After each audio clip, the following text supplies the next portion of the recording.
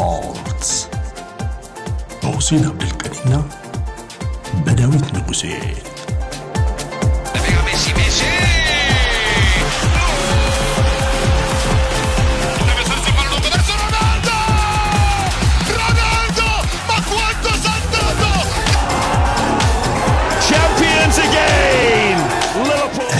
HD ስፖርትስ በያላችሁበት ሰላምታችን ይድረስ ብለናል። የኤችዲ አድማጭ ተመልካቾች እንዴት ናችሁ? ተገናኝተናል። ቅዳሜ ነው እንግዲህ ለክርስትና እምነት ተከታዮች እንኳን ለትንሳኤ በዓሉ ከወዲሁ አደረሳችሁ ብለን መልእክታችንን በማስተላለፍ እኔም በአካልም እንዲሁ ባልደረባይ ሁሴንም እንጀምራለን።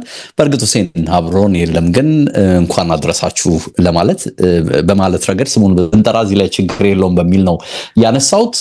እንግዲህ በዓሉ የሰላም እንዲሆን፣ የፍቅር እንዲሆን፣ የመተሳሰብ እንዲሆን አስቀድመን እንግዲህ እኛም ምኞታችንን እንገልጻለን። ከባካል ዳንኤል ጋር ቆይታ ማድረግበት የ32ኛ ሳምንት የእንግሊዝ ፕሪሚየር ሊግ የተመረጡ ጨዋታዎችን የምንቃኝበት ከዛ ውጪ ግምቶችንም እንዲሁ በተወሰነ መልኩ የምናስቀምጥበት ነው። ይሄ ሳምንት የሚጠበቁ ጨዋታዎች አሉ። በነገራችን ላይ ትልቁ ጨዋታ ነገ በትንሳኤው ዕለት የሚደረገው የቼልሲና የሲቲ ጨዋታ ነው። በእርግጥም ይሄ ትልቅ ጨዋታ ነው። ሲቲዎች አርሰናልን አሳደው ለመያዝ ጥረት እያደረጉ ነው የሚገኘው።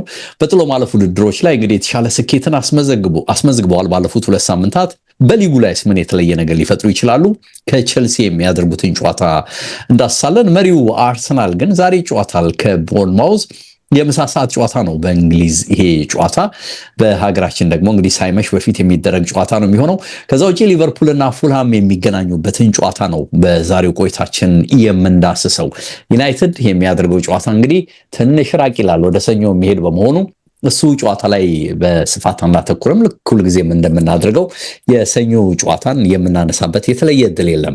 እንግዲህ ጀመረን ቆይታችንን ባልደረባዬ በአካል ዳንኤልን በመጋበዝ እጀምራለሁ። በአካል እንዴት ነህ ብያለሁ። አለን ዴቭ፣ እንዴት አለ? አድማጭ ተመልካቾቻችን እንዴት ናችሁ? ሰላም ነው ብያለሁ። መልካም በዓል። አንተንም እንኳን አድረሰ፣ አድማጭ ተመልካቾቻችንም እንኳን አድረሳችሁ ብያለሁ ዴቭ። አሜን አሜን። እንግዲህ ረጅሙን የጾም ጊዜ ጨርሰናል። አሁን ደግሞ የፋሲካው ጊዜ ነው። እሱን ደግሞ በደንብ እናጣጥማለን። ለጾማችሁ በዓሉን ለምታከብሩ ሁሉ እንግዲህ በድጋሜ እንኳን አድረሳችሁ ብያለሁ። እኔም እንጀምር። እንግዲህ የምናነሳው የመሪው አርሰናልን ጉዳይ ነው። አስቀድመን በዚህ ሳምንት ተከታታይ ነገሮች ወይም ተከታታይ ሽንፈቶች ገጥመውታል። በጥሎ ማለፍ ውድድሮች ላይ ካራባው ካፕ ዋንጫን አጣ። ያን ተከትሎ እንግዲህ ደግሞ ሌላ የጥሎ ማለፍ ጨዋታ መጣ፣ የኤፍኤ ካፑ። በሱም አልተሳካለትም፣ ወጣ በሳውዛምፕተን ተሸንፎ። ከዛ እንዴት ያገግማል ብሎ በርካቶች ሲያነሱ ግን የመጣው ሌላው ጨዋታ የቻምፒየንስ ሊጉ ጨዋታ ነው። ከስፖርቲንግ ሊዝበን ከሜዳው ውጭ ወጥቶ ፖርቱጋል ላይ ያሸነፈው ነጥብ ደግሞ ለዛሬው ጨዋታ የተለየ የራስ መነቃቃት ፈጥሮለት ይመጣል፣ ጥሩ ሰዓት የመጣ ነው በሚል በርካቶች እንግዲህ ሀሳብ እንዲሰነዝሩ አድርጓል። ግን የዛሬው ፈተና ደግሞ የፕሪሚየር ሊግ ፈተና ነው፣ ቀላል ፈተና አይሆንም። እናንሳ ይሄንን ጨዋታ እስቲ በአካል። ይሄ ጨዋታ እንግዲህ ትልቅ እንቅስቃሴ የሚደረግበት መርሃ ግብር ነው ዴቭ። በሁለቱ ቡድኖች መካከል የሚደረገው ጨዋታ አንደኛው ከ13ኛው ይህ ማለት 7 ነጥቦች ያሉት አርሰናል 42 ነጥቦችን ከሰበሰበው ቦርንማውዝ የሚያገናኝ እንግዲህ በሁለቱ ቡድኖች መካከል ወደ 28 የሚጠጋ የነጥብ ልዩነት እንዳላቸው የምታስተውልበት ነው። እንዳነሳው አርሰናል ከአውሮፓ ቻምፒየንስ ሊግ ወሳኝ ድል በኋላ ነው ይህን ጨዋታ የሚያደርገው። በኢስታዲዮ ዦዜ አልቫላዴ 1-0 ስፖርቲንግን አሸንፏል። ያ ጨዋታ ዴቭ ለአርሰናል እጅግ ወሳኝ ነበረ፣ ልክ ባየር ሌቨርኩሰን ላይ እንዳደረገው ማለት ነው። ሌቨርኩሰን በጨዋታው ነገሮችን የመከወድ ለአርሰናል አስቸጋሪ የማድረግ እና ደግሞ የቻምፒየንስ ሊግ ጨዋታ ነው። እንደዚህ አይነት የጥሎ ማለፍ ጨዋታዎች ብዙ ጊዜ የድል ነገሮችም ይፈልጋሉ፣ ጥንቃቄም ይፈልጋልና ጠንቃቃውን አርሰናልን የተመለከትንበት እና ደግሞ በስተመጨረሻም የካይ ሃቨርትዝ ብቸኛ ግብ አርሰናልን አሸናፊ አድርጎት በጥሩ እንግዲህ የመልስ ጨዋታን ወደ ኤምሬትስ ይዞ እንደሚመጣ ታውቋል። በኤፍኤ ካፑ በሳውዛምፕተን ተሸንፎ እንግዲህ የሌሎች ተጫዋቾች ምርጫ የነበረበት እንቅስቃሴ እንደነበረ እናስታውሳለን። ከቻምፒየንስ ሊጉ ጨዋታ በኋላ የካይ ሃቨርትዝን አስተያየት ብትመለከት የተናገረው ነገር ጥሩ ሳምንታትን አይደለም ያሳለፍ ነው የሚል ነገርን አንስቷልና የሆነ ያስፈልገ ነበር ድሉ የሚል ሐሳብን ሰጥቷል። የአርቴታም የቻምፒየንስ ሊጉ ጨዋታ ልክ እንደ አንድ ጨዋታ ብቻ አይደለም የምንመለከተው ፕሩቭ ማድረግ ያለብን ነገር ነበር፣ ስፔሻል ናይት ነበር ብሏል። እንግዲህ የተለየ ምሽት ነበር በሊዝበን የሚል ሐሳብን አርቴታ ሰጥቶ ከጨዋታው በኋላ ስናዳምጥ ነበር። እንግዲህ የኤፍኤ ካፕ ውድድር ላይ የለበትም ቦርንማውዝ፣ የቻምፒየንስ ሊግ ጨዋታ ላይ የለም። ከዛ አስቀድሞ ደግሞ የኢንተርናሽናል ብሬክ ነበረ። ስለዚህ የመጨረሻ ጨዋታውን ያደረገው ዴቭ ከ22 ቀናት በፊት በመጋቢት 20 ነበረ ከማንቸስተር ዩናይትድ ጋር 2-2 የተለያየበት ጨዋታና ሰፊ የማረፊያ ጊዜ ነበረው። የአንዶኒ ኢራኦላ መጣው እኮ አሉ እሳቸው ማለት ደርሼ መጣው ከረጅም ጊዜ በኋላ እንግዲህ ደረስ ቢመጥቻለሁ ብለዋል። እንግዲህ ሰፊ ነው በቃ ስራቸውን በርቀት ሆኖ ሲሰሩ እንደነበረና የማረፊያ ጊዜም እንዳገኙ የሚያሳይ ነው። የሊጉን ዋንጫ ለማንሳት የሚደረገው ጉዞ ፈተና ውስጥ እንዳይገባ በ3 ነጥቦች መጠናቀቅ ያለበት ጨዋታ በመድፉ በኩል ይጠበቃል። ደግሞም ከ24 ሰዓት በላይ የሊጉን የመሪነት ሁኔታ ወደ 12 ነጥቦች ከፍ የማድረግም እድል አላቸው። እንዳነሳው በመግቢያችን ሲቲ ነገ ስለሚጫወት 12 ነጥቦችን ይዞ የበለጠ የሲቲ ተጫዋቾችን ጫና እያሳደሩ ወደ ዋንጫው በደንብ እየቀረቡ ለመጓዝ በአርሰናል በኩል ይሄንን መመልከት ይቻላል። ለቦርንማውዝም ይሄ ጨዋታ ቀላል የሚባል ግምት የሚሰጡት አይደለም። ምክንያቱም ከ13ኛ 9ኛ ደረጃ ላይ መድረስ ይችላሉ። ጨዋታውን የሚያሸንፉ ከሆነ ደረጃቸው እዛ ላይ መድረስ ይችላል። ቀጣይ ከነሱ ከፍ ብላሉ ቡድኖች እንደሚያስመዘግቡት ውጤት እዛ ደረጃ ላይ መቆየት ነገራቸው አጠራጣሪ ይሆናል። ግን ደግሞ ስራቸውን መስራታቸውን በእርግጠኝነት መናገር ይቻላል። ከ7ኛው ቡድን የ4 ነጥቦች ልዩነት ብቻ ነው ያላቸውና ቦርንማውዝ አሁንም ያልተሟጠጠ የአውሮፓ ውድድር ተሳትፎ ስላላቸው በእጅጉ ያስፈልጋቸዋል። አርሰናል በሊጉ እንግዲህ ተከታታይ 4 ጨዋታዎችን አሸንፎ 5ኛውን እየጠበቀ ያለ ነው። በኤፍኤ ካፕ የተሸነፈው፣ በማንቸስተር ሲቲ በካራባው ዋንጫ የተሸነፈው። ስለዚህ በሊጉ ግን ሞመንተም እንዳለው የሚያሳይ ነውና ያንን ድል የሚያገኝ ከሆነ ዴቭ በአርሰናል በኩል ለየት የሚያደርገው 5 ተከታታይ ጨዋታዎችን ዘንድሮ በማሸነፍ 3ኛው አጋጣሚ ይሆናልና 2013 ላይ ይሄንን አድርጓል። 2022-23 የውድድር ዓመት ተመሳሳይ ለ5 ጨዋታዎችን በተከታታይ ለ3 ጊዜ አሸንፈው ተጉዟልና ይሄ እጅግ አስደናቂ የሆነ ታሪክ ነው። ከዛም ውጪ ሲቲን እንዳነሳሁት አርሰናልን አሸንፏል በካራባው ዋንጫ። አርሰናል እንደዚህ አይነት ጨዋታዎችን እያሸነፈ መጓዙ ሳይኮሎጂካል አድቫንቴጁን በደንብ እየተጠቀመ እንዲጓዝ ያደርገዋል። 5 ተከታታይ ጨዋታዎችን አቻ ተለያይቷል። ልክ አርሰናል 4 ተከታታይ አሸንፏል እንዳለው ቦርንማውዝ 5 ተከታታይ ጨዋታዎችን በአቻ ውጤት ደምድሟል። 2009 ላይ ማንቸስተር ሲቲ በአንድ የውድድር ዓመት ወይም በዛ የውድድር ዓመት 6 ተከታታይ ጨዋታዎችን በአቻ ውጤት አጠናቋልና ከዛ ታሪክ ጋር የሚጋሩበትን እድል ይፈጥራሉ ይላል። ለአርሰናል ደጋፊ ትንሽ ካስጨነቀ አላቅም ዴቭ ቦርንማውዝ 11 ጨዋታዎችን አልተሸነፈም ይላል። ባለፉት 11 ጨዋታዎች እንዳነሳው የአቻዎቹ ውጤቶች እጅግ የበዙ ቢሆንም አልተሸነፈም የሚለው ጉዳይ በጥሩ ክብረ ወሰን ተመዝግቦላቸዋል። አርሰናል የመጀመሪያውን ዙር ጨዋታ 3-2 አሸንፈው ነበረ። ዴክላን ራይስ ቦርንማውዝ ላይ ግብ ማስቆጠር ወይም የመጨረሻ ኳስ የመስጠት ጥሩ ታሪክ አለው ይላል። 7 ጨዋታዎች ላይ እንደዚሁ የጎል ተሳትፎ አለው። 7 የጎል ተሳትፎ አለው ይላልና ከሌሎቹ ቡድኖች በተለየ መልኩ እዚህ ቡድን ላይ ይቀነዋል የሚል ነገር ከዚህ ተጫዋች ጋር በተገናኘ ተመልክቻለሁ። የቡድን ዜናን በተመለከተ ኤቤሪቼ ኤዜ ለጨዋታው ደርሷል የሚል ሐሳብን አሰልጣኝ ሚኬል አርቴታ ተናግሯል። ካላፊዮሪ፣ ሳካ፣ ቲምበር፣ ኦደጋርድን በተመለከተ ሐሙስ ዕለት ልምምድ ሰርተዋል ተብሎ ተጠይቆ ነበር። ስም መጥቀስ አልፈለገምና የተወሰኑት ትክክል ነው አልሰሩም የሚል ሐሳብን ነው የሰጠው። እንግዲህ በጋዜጣዊ መግለጫው የሚቀሩ የትሬኒንግ ሴሽኖች አሉ፣ እዛ ላይ አይተን እንወስናለን የሚል ሐሳብን ሰጥቷል።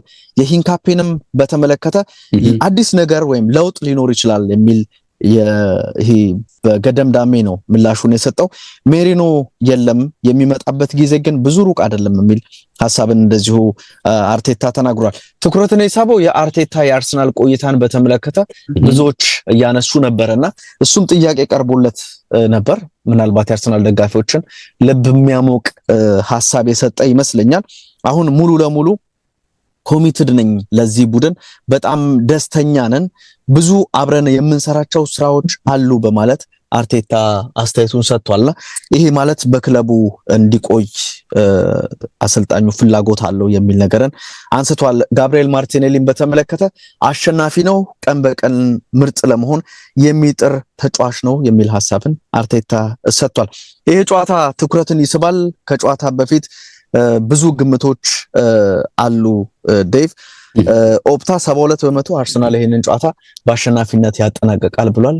እኔም እንደዚሁ አይነት የማሸነፍ ቁጥር ነው ለአርሰናል የምሰጠው። ቢቸገር እንኳን ከ3 ነጥብ ያነሰ ውጤትን በጨዋታው ይዞ ይወጣል የሚል ግምት የለኝም። ምክንያቱም ኤምሬትስ ላይ ነው የሚደረገው። በአሸናፊነት አርሰናል ያጠናቀቃል ብዬ ነው ግምቴ ማስቀምጠው። ዴቭ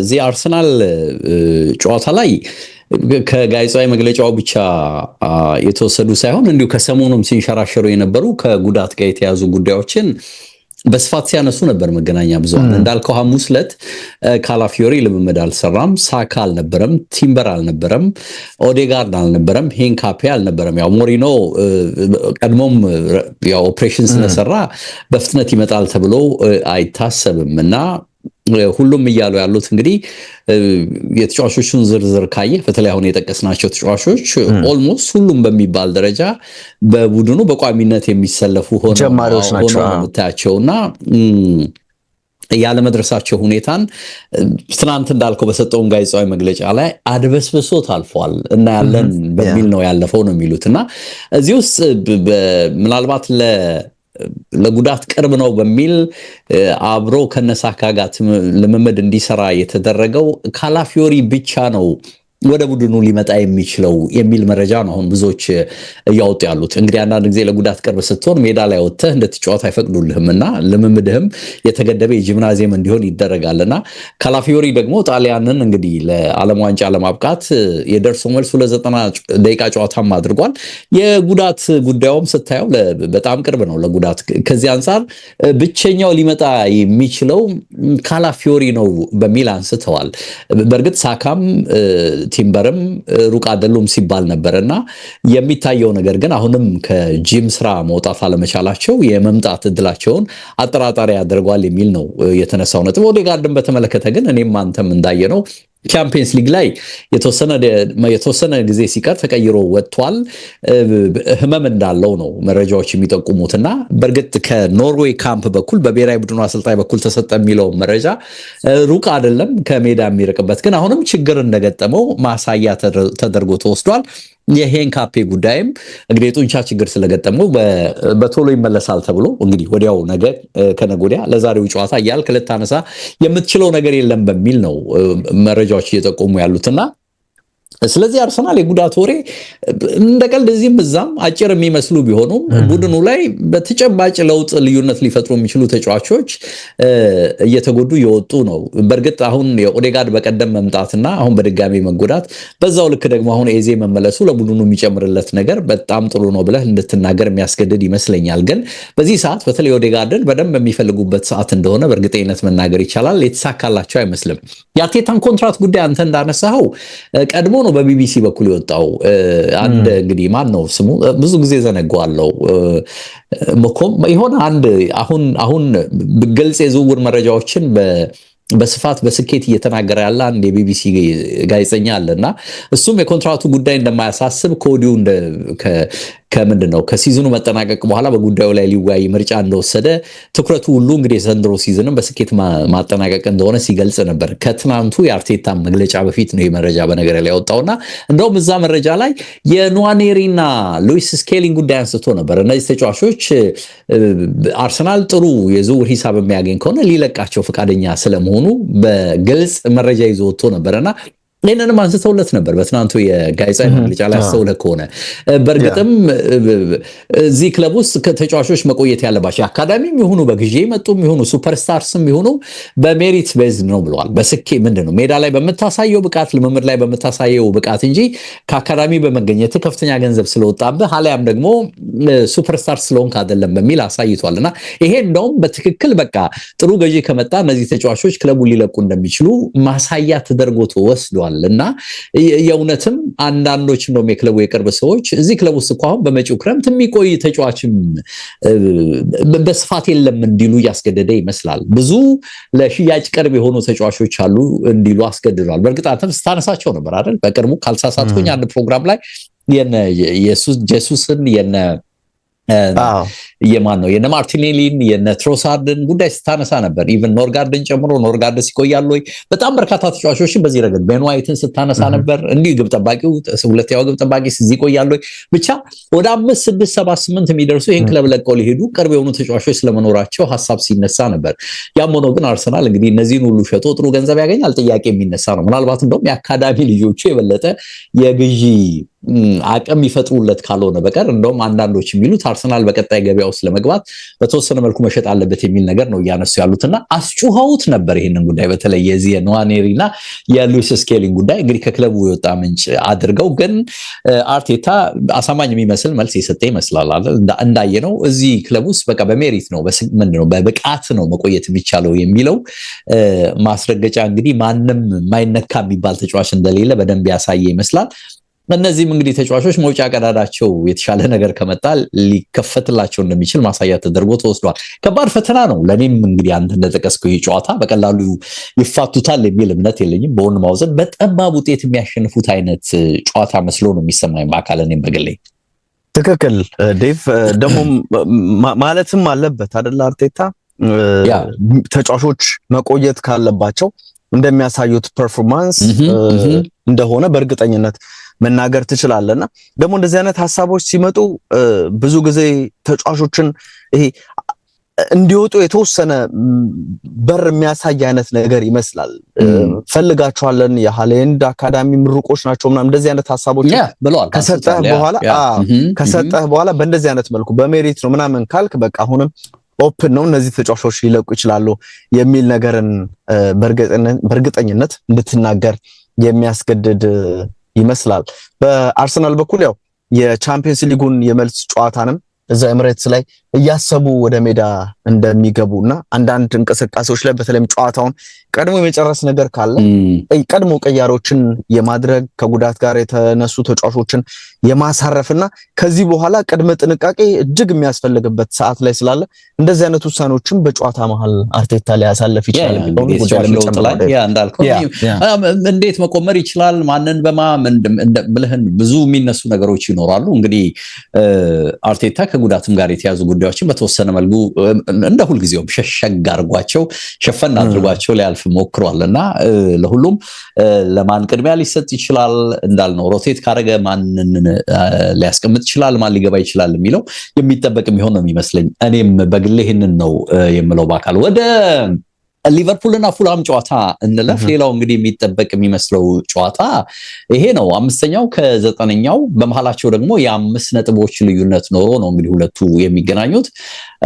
ባለሜዳው ሊቨርፑል እንግዲህ በሁሉም የውድድር መድረክ 3 ጨዋታ በተከታታይ ተሸንፎ ነው ወደዚህ ጨዋታ የሚመጣው። ኮቹ ላይ የሚደርሰው የስንብት ጫና እንግዲህ ጠንክሯል። እንደምታውቀው በፓሪስ ባልተለመደ መልኩ እንግዲህ በ5 ተከላካይ ጀምሮ ወቀሳ ደርሰውባቸዋል። አንተም ስታነሳው ነበር በቀደም ይሄን ጨዋታ ስናነሳ ሐሙስ ዕለት ታስታውሳለህና በእርግጥ ፓሪስ ሴን ጀርሜንን መፍራት ተገቢ ነው ቢሉም በርካቶች በሊጉ ቡድኖች መከላከል ብቻ ምርጫቸው ሆነ የሊጉ አፕሮች ተቀይሯል፣ አዝናኝ ቲሞች እየጠፉ ነው ሲሉ ስለነበር ሲተቹ ስለነበር የራሱ የባለፈው ረቡዕ ፍራቻቸው እንግዲህ ራሳቸው መልሰው በደንብ እንዲያዩ የሚያስገድድ ነው የሚል መረጃ ነው እንዲወጣ ያደረገውና ምን ነካቸው ያንን ባሉበት አፋቸው እንዴት ነው እዚህ ጨዋታ ላይ እንዲያደርጉት የሚል ነገር በተገላቢጦች መጥቷል። በእርግጥ ግን አለ ጥርጥር ፔጄን አለመፍራት ከባድ ነው።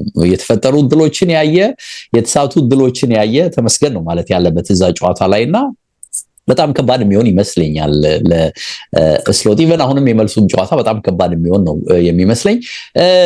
እንደ ብዙዎች በክረምት ስንብታቸው እርግጥ ስለመሆኑ የወጣ መረጃ ባይኖርም በተጨባጭ ይወጣሉ ግን የሚል ነገር እየተነከረ ነው። በተለይ ሊቨርፑል ቦርድ ላይ አሁን የሚደርሰው ጫና ከጊዜ ወደ ጊዜ ከፍ እያለ መጥቷል እያሉ ነውና አሳሳቢው ነገር የሚሉት ሽንፈታቸው አይደለም ነው ቡድኑ የሚያሳየው የሜዳ ላይ ብቃት መውረድ ነው የሚሉት አሁንና ፐርፎርማንሱ አንዳንድ ጊዜ ጥሩ ምንድነው ተፎካክረ ሽንፈት ሊመጣ ይችላልና ግን ሜዳ ላይ እያንዳንዱ ተጫዋቾች አቅማቸውን ማሳየት መቻላቸውን ኮቹም ቢሆን ይሄንን ቡድን በደንብ መምራት መቻላቸውን የሚያሳይ ነገር ማሳየት መቻል አለባቸው። ግን በሁሉም ረገድ ነው የሰውየውም ኳሊቲ ሊታይ አልቻለም። የተጫዋቾችም አቅም ከጊዜ ወደ ጊዜ እየወረደ እየመጣን ያለው ነው። ይሄ ደግሞ እንግዲህ በሁለቱም መንገድ በዚህ መልኩ ከተንጸባረቀ ለምንድነው እኛን አሰልጣኝ ይዘን የምንቀጥለው የሚል ሐሳብ የግድ እንዲነሳ ያስገድዳል ነው የሚሉትና በደጋፊዎች ረገድ አሁንም የተከፋፈለ ስሜት ቢኖርም ግን አሁን ነገሮች እየጠነከሩ መጥተዋል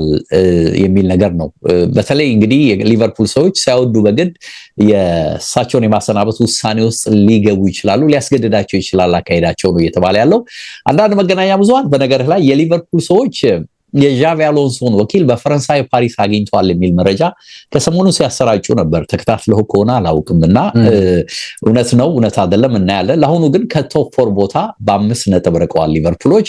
ምናልባት እንግሊዝ አሁንም 5 እንግዲህ አውሮፓ ተሳታፊ ማቅረቧ እንደ አማራጭ ስለሚታይ እንደ ድል ስለሚታይ እንግዲህ ቻምፒየንስ ሊግ የመግባት ችግር ላይ ይኖርባቸው ይችላል።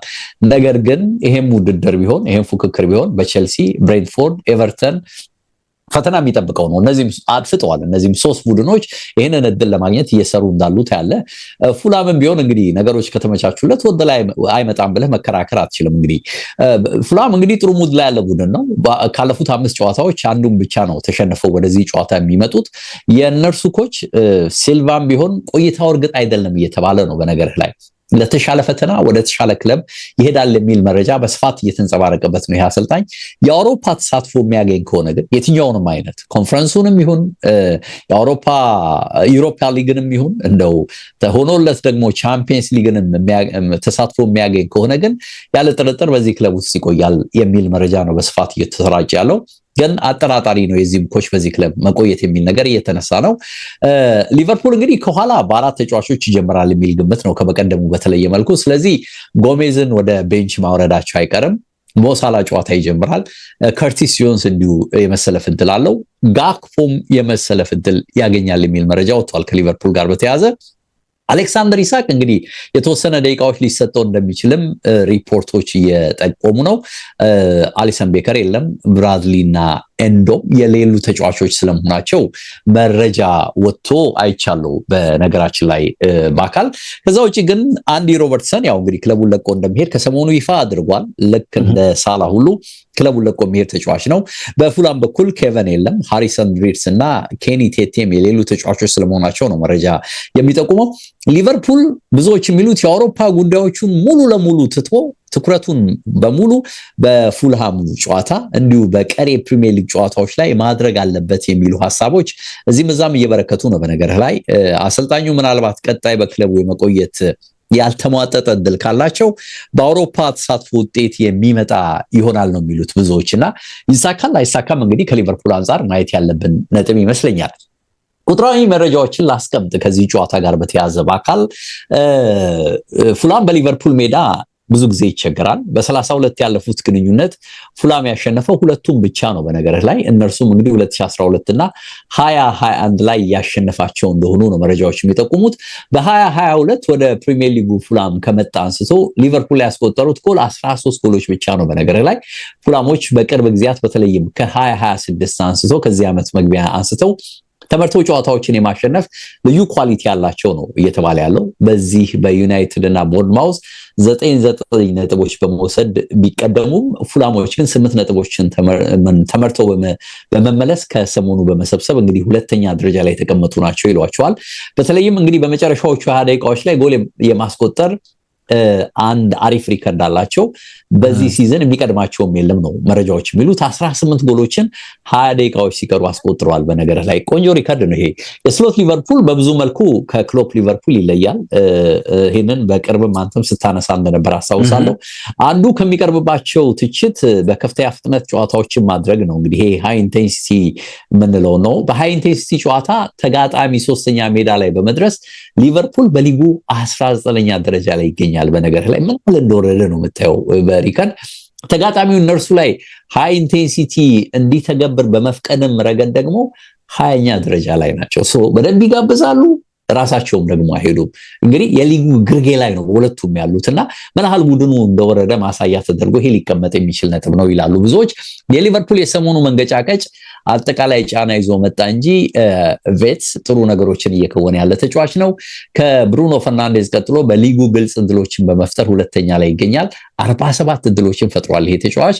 በሁሉም ረገድ የሊቨርፑል የመሃልም የፊት ለፊት መስመር መልከም እንጂ ይሄ ተጫዋች ተጽዕኖ ይጨምር ነበር ከዚህም በላይ ያሉ ነው እንግዲህ እያነሱ ያሉት። ግን ሊቨርፑል በሁሉም ረገድ ተቸግሯል። ሃሪ ዊልሰን የፉላሙ ቁልፍ ሰው ነው። 16 ጎሎች ላይ በሊጉ ተሳትፎ አድርጓል። 10 ጎልና 6 አሲስት በማድረግ ማለት ነው።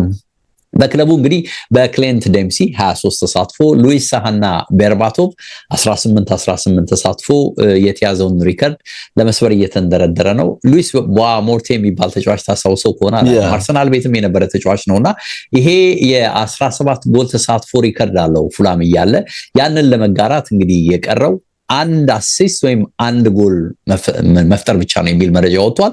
እንግዲህ ምን ያህል ሃሪ ዊልሰን ቁልፍ ተጫዋች እንደሆነ ታያለ። በግምት ረገድ ሊቨርፑል ባለሜዳ በመሆኑ እንግዲህ ሊጠቀም ይችላል የሚል ግምት አለ። ያም ሆኖ ግን ከሰሞኑ የውጤት ችግራቸው መነሻ ደግሞ በእርግጠኝነት ይህንን ጨዋታ ያሸንፋሉ ተብሎ ደግሞ ደረትም ተሞልቶ እንግዲህ ደረትም ተነፍቶ የሚወራ ነገር የለውም በሚል መገናኛ ብዙሃን እየጻፉ ነው። ይመለሳሉ?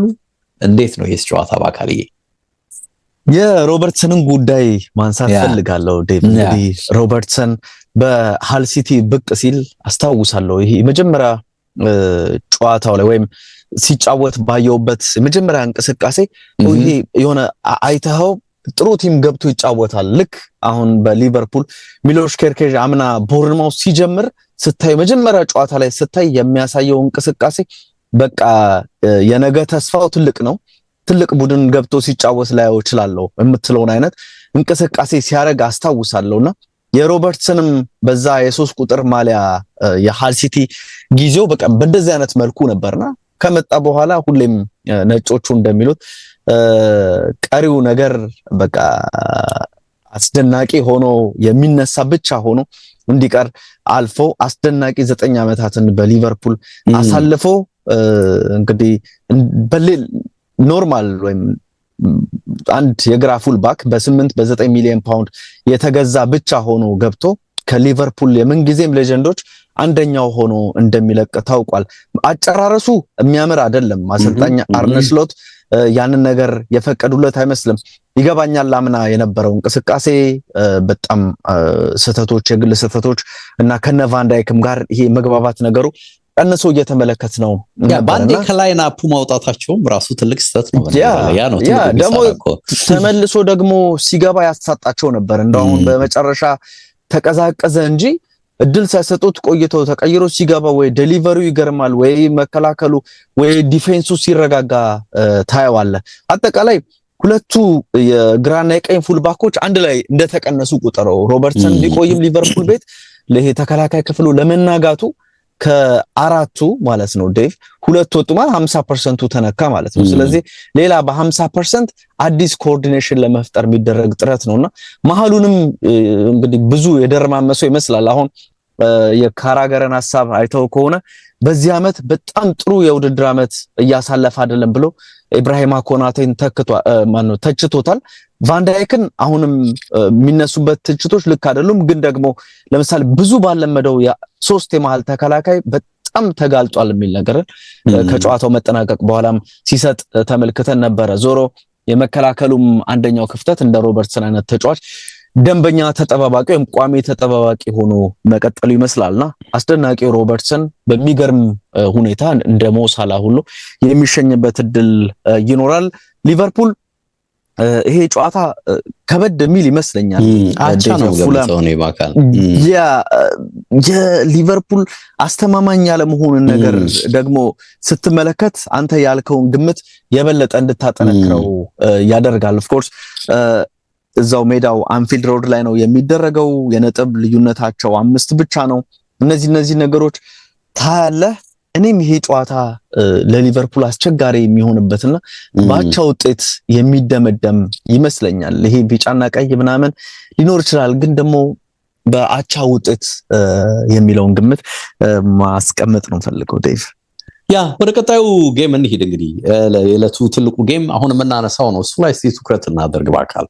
ነገ የሚከናወነው ጨዋታ ሮያል ብሎቹ ከስካይ ብሉ፣ ቼልሲ ከማንቸስተር ሲቲ ስድስተኛው ከሁለተኛው 48 ነጥብ ያለው ከ61 ነጥብ ከሰበሰበው ማንቸስተር ሲቲ ጋር የሚደረግ ጨዋታ ነው። የሊግ አሸናፊ ለመሆን ፉክክር ውስጥ ለመቆየት የሚደረግ ጥረት የአውሮፓ ቻምፒየንስ ሊግ ተሳትፎን በራስ ዕድል ለመወሰን እያንዳንዱ ጨዋታዎችን ማክሲመም የሆኑ ነጥቦችን የማግኘት ግዴታ ውስጥ ያለው ቼልሲ የሚያደርጉት ጨዋታ ሊባል ይችላል። ሁለቱም ከኢንተርናሽናል ብሬኩ በኋላ እንግዲህ በድምር 11 ጎሎችን አስቆጥሮ አሸንፈዋል። ቼልሲ ትንሹ ቡድን ቦርንማውዝን 7-0 አሸንፈዋል። ማንቸስተር ሲቲ ደግሞ ባላንጣው ልትለው ትችላለህ። በዘመናዊ እግር ኳስ ከተመለከትናቸው ፉክክሮች አንደኛው የሊቨርፑልና የማንቸስተር ሲቲ ነው። ግን ያ ፉክክር ፍጹም ያስረሳም ይመስል የ4-0 ሽንፈት ነበረ በማንቸስተር ሲቲ በኩል የተመለከትነው ሊቨርፑልን በማሸነፍ ማለት ነው። የካራባኦ ዋንጫን ወስዷል። አርሰናልን አሸንፈው ስለዚህ ምርጥ የሚባል ብቃት ላይ ደርሷል የሚለውን ነገር ልታነሳ ትችላለህ። የአርሰናል መንገድን እክል ለመፍጠር ግዴታ ሲቲ እንደዚህ አይነት ጨዋታዎችን እያሸነፉ መጓዝ፣ ምናልባት ቦርንማውዝ አንዳች ነገር ፈጥሮ ነጥብ የሚጥል ከሆነ ከዛ ቀሪ ጨዋታ አለው ደግሞ ከቀጥ በኋላ ራሱ ሲቲ አርሰናልን ያስተናግዳል በኤቲሃድ እና ያንን ጨዋታ ማሸነፍ ብዙ ሂሳቦች የሚሰሩበት ጊዜ ላይ ነው የምንገኘው።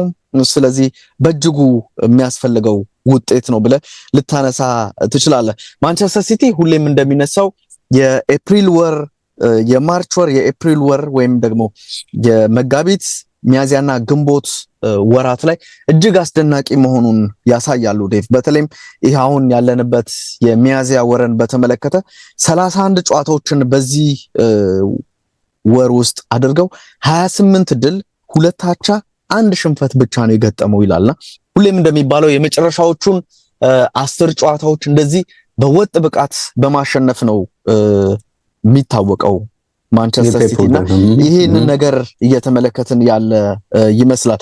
ቼልሲን በተመለከተ በፔዤ 2 ጊዜ ተሸንፏል። ኒውካስል አሸንፎታል። በኤቨርተን አሸማቃቂ ወይም ከባድ የሚባል አይነት ሽንፈት ገጥሞታል። ቼልሲ ካለፉት 6 ጨዋታዎች አሰልጣኙ 2 ጨዋታዎችን በአቻ ውጤት አጠናቆ 3 ተሸንፎ 1 ድል ብቻ ነውና ይሄ የሃኒሙኑ ጊዜ ከክለቡ ጋር ያለው የተጠናቀቀ ይመስላል። ቼልሲና ማንቸስተር ሲቲ በርስ በርስ ግንኙነት ከተመለከትን ደግሞ እኔም አንተም እንደምናውቀው ሁሌም እንደሚባለው 2021 ያኔ የና አስደናቂው ጆርጊኖ እና የካንቴ አማካኝ ጥምረት ካሸነፋቸው በኋላ ማንቸስተር ሲቲዎች ለቼልሲ እጅ ሰጥተው አያውቁም። ወደ 9 ጨዋታዎች ማለት ነው 5 ጨዋታዎችን ባለፉት በስታንፎርድ ብሪጅ ብቻ ከተመለከትን 4 ጊዜ ማንቸስተር ሲቲ መጥቶ አሸንፏልና 1 ጊዜ ብቻ አቻ ተለያይቷል። ስለዚህ ስታንፎርድ ብሪጅ ለማንቸስተር ሲቲ ቀላል ምሽግ እንደሆነ በቀላሉ የሚሰብሩት ምሽግ እንደሆነ ባለፉት ጥቂት ጨዋታዎች የተመለከትንበት አጋጣሚ ይመስላል። እንዳነሳሁት ደግሞ በ9 ጨዋታዎች ማንቸስተር ሲቲ በቼልሲ አልተረቱም።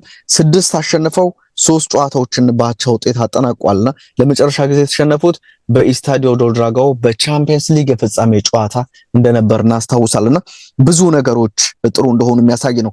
የቼልሲን እንቅስቃሴ ከተመለከትን ዴቭ ከሲቲ ጋር ብቻ ባለው ሳይሆን አሁን ባለፉት 6 ጨዋታዎች 1 ድል ብቻ ነው ብያለሁና ከፌብሩዋሪ 10 ወይም ከየካቲት 10 ጀምሮ ፕሪሚየር ሊጉ ደረጃ ሰንጠረዥ ቢወጣ በሰበሰቡት ነጥብ ቼልሲ 18ኛ ደረጃ ላይ ነው የሚቀመጠው። ከቼልሲ ዝቅ ያለው እንግዲህ ሊድስ ነው፣ 4 ነጥቦች አሉት። ቶተናም ነው 1 ነጥብ። ቶተናም ጉዞ እጅግ አስፈሪ እንደሆነ ፈታኝ ነው እንዴ። ዌስትሃም ትናንት ደግሞ አሸነፈ አይደል? እሱም እኮ ሌላ ራሱን የቻለ ሄዴ ነው እኮ ነው። ትክክል ራሱ ቶተናም እንግዲህ ምን አይነት ትራጀዲ እንደሚሆን ለክለቡ የውድድር ጊዜው ሲጠናቀቅ ማየት ያለብን ይመስለኛል። የኤንዞ ፈርናንዴዝ እና የሞይሰስ ካይሴዶ ጥምረት እንግዲህ ይህንን የማንቸስተር ሲቲ ቡድን ለማቆም አስተዋጽኦ ከፍ ይላል የሚል ነገር ሲነሳ ነበረ። ምናልባት ሲቲ አማካኝ ክፍል ላይ ያለውን ጥንካሬ በሚገባ ከተፈተነ በዚህኛው የአማካኝ ጥምረት ነው።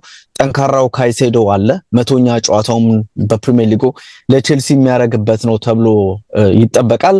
ደግሞ ኤንዞ ፈርናንዴዝ የባህሪ ችግር እንዳለ አንዳንድ ነገሮችን ይሄ ፕሮፌሽናል ያለመሆን የሚመስሉ ከሜዳ ውጭ የሚሰጡ አስተያየቶች፣ የሚደረጉ ነገሮች ቡድኑን እያስቆጣ ይገኛልና ይሄ ተጫዋች አሁንም ከቡድኑ ውጪ መሆኑን አሰልጣኝ ሊያም ሮሴኒዮር አረጋግጧልና ይሄኛውም ጨዋታ ያልፏል፣ እኔንም ቡድኑንም ይቅርታ ጠይቋል፣ ነገሮች ይስተካከላሉ ብሏል። ግን ለመስተካከል ይሄ ሲቲ ጨዋታ ማለፍ እንዳለበት አሰልጣኙ አስተያየታቸውን ሰጥተው ሲመለከት የክለቡ ነው አይደል ያሉ ያሉት። አሁን የሚወጡ መረጃዎች ከእሳቸውም በላይ ነው።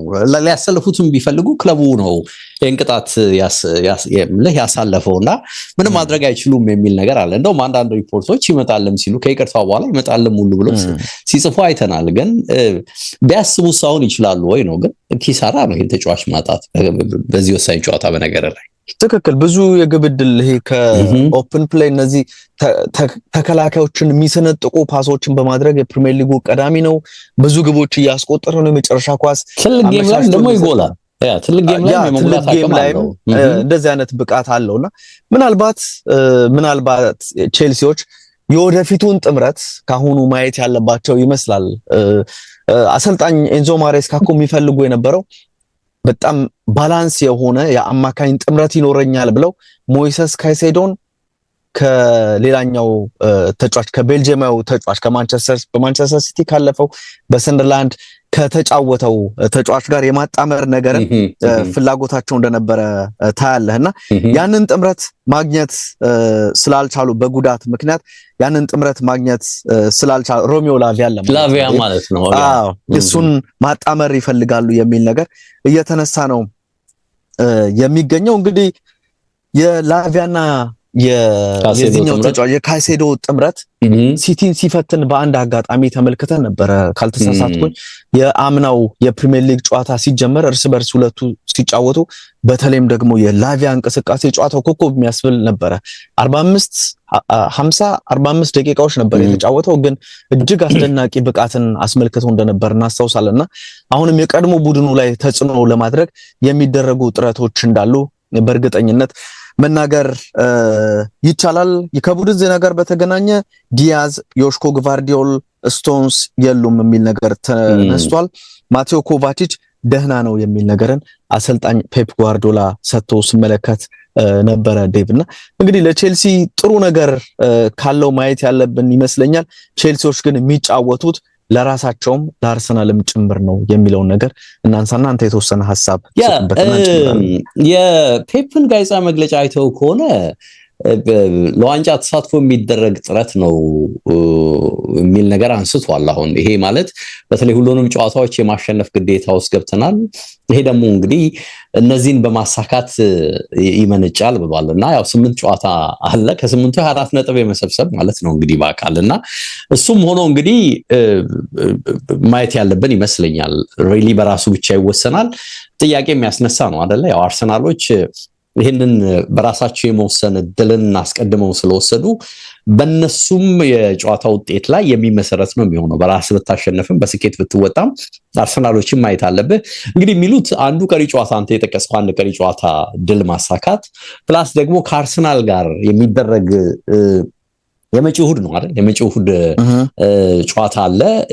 ነገ ሳይሆን የፊታችን እሑድ የሚደረግ ወሳኝ ጨዋታ አለ።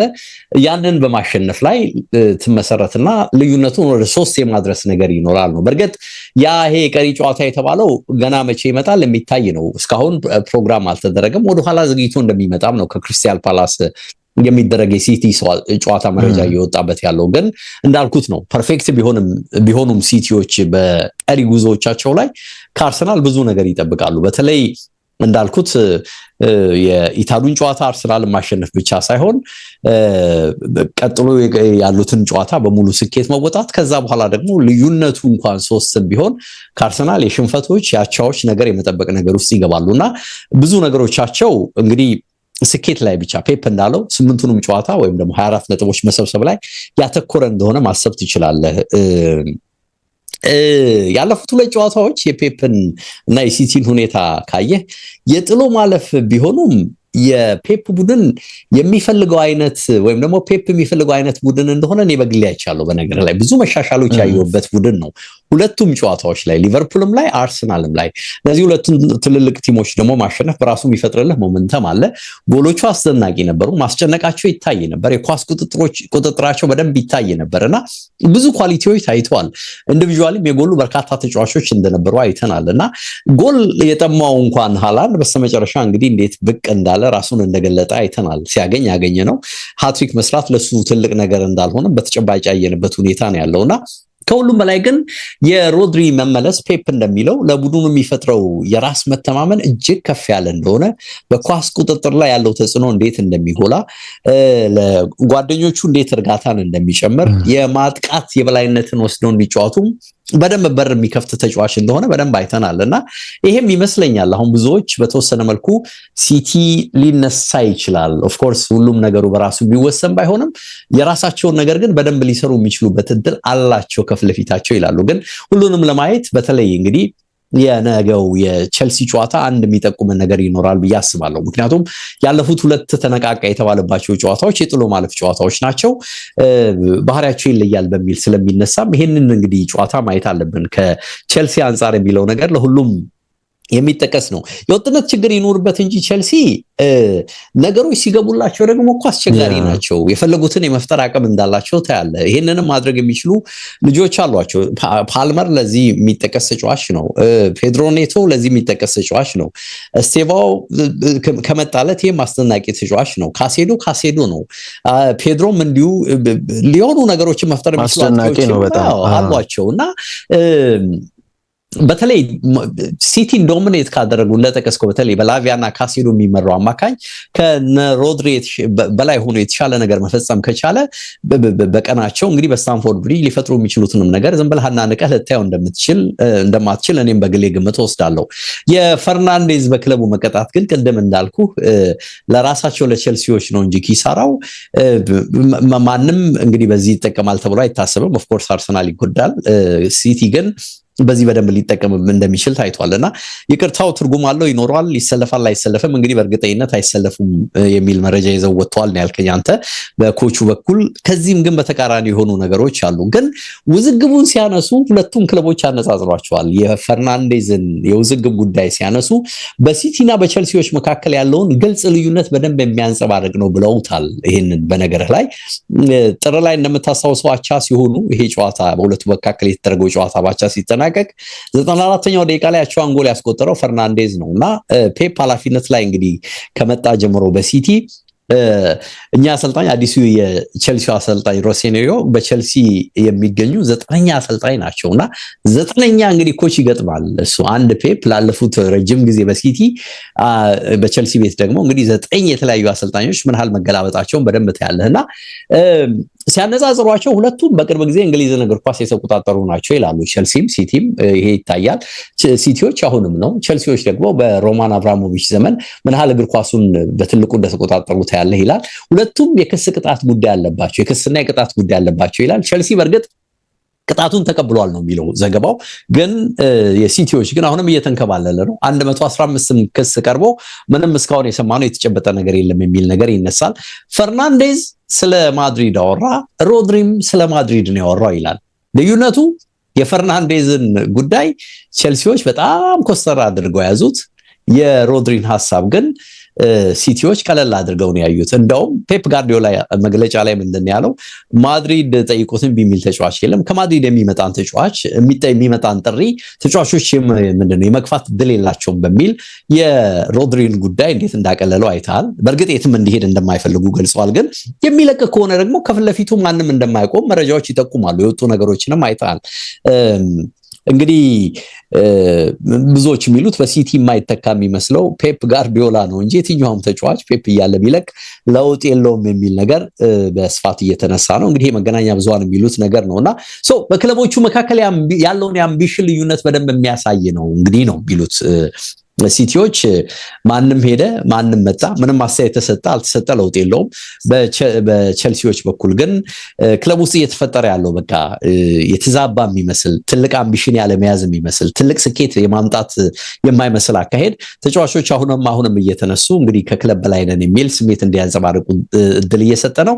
ያንንም ተከትሎ ግን ክለቡ እርምጃ ለመውሰድ ተገዷል ነው የሚለውና ሮድሪ ቻምፒዮን ማን ነው ባሎን ዶርን አሳክቷል። ሁሉንም አይነት ዋንጫ በሲቲ አሳክቷል።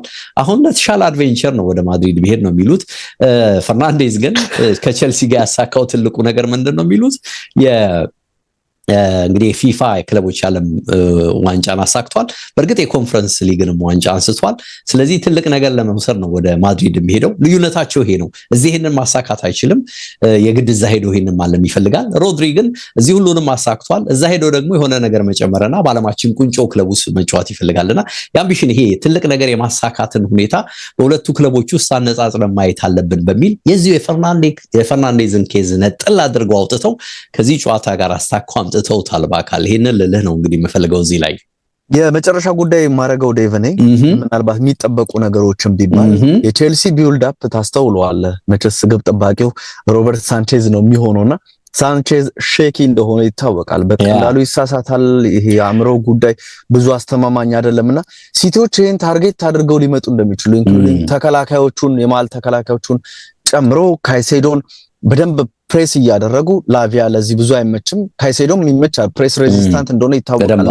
እንደሱ አይነት ነገሮችን ጥረት ለማድረግ በተለይም ግብ ጠባቂው ታርጌት ሊደረግ እንደሚችል እና ያ ተጽዕኖ ካለው ማየት ያለብን ያንን ቦታ በደንብ መመልከት ይኖርብናል ብዬ አስባለሁ። በቼልሲ በኩል ፉልባኮቹ የሲቲ ፉልባኮች በደንብ ወደፊት እየሄዱ የሚያጠቁ ፉልባኮች እንደሆኑ ይታወቃልና እንደ ፔድሮ ኔቶ አይነት ተጫዋች በዚህም በኩል ደግሞ ጋርናቾም ይሰለፍ ሌላም ተጫዋች ይሰለፍ እንደሚያሳዩት እንቅስቃሴ እጅግ ከባድ ፈተና ይኖርባቸዋል የሚል ነገርን ለማንሳት ነው። እንግዲህ ለሲቲ ነው ድሮ ነው የምሰጠው እኔ ስታንፎርድ ብሪጅም ቢሆን በነገር ላይ እኔ ባቻ ውጤት ነው ዴቭ ሲቲ ጠንካራ ቢሆንም እኔ ባቻ ውጤት የጨዋታ ይጠናቀቃል የሚል ነገር አለና አሁንም ያው አድቫንቴጅ ወደ አርሰናል ነው የሚለው። ኦኬ እንግዲህ ያበቃን። ክቡራትና ክቡራን እናንተን ግምት ደግሞ አስቀምጡልን። እኛ በዚህ መልኩ የኛን ግምት አስቀምጠናል። ከፕሮግራማችን ከጨዋታዎች መጠናቀቅ በኋላ እንግዲህ በሌሎች ፕሮግራም በአካልዬ አንተንም አመሰገንኩ። መልካም ጊዜ ብያለሁ። እንሰነባበት። ሰላም ወደ መልካም ጊዜ መልካም ባላንተ ባይ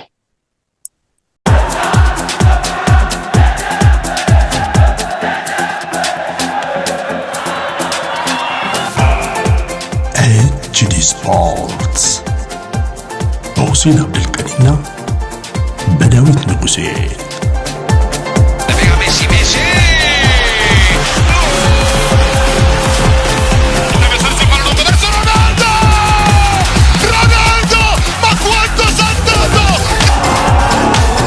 Champions again! Liverpool! HD Sports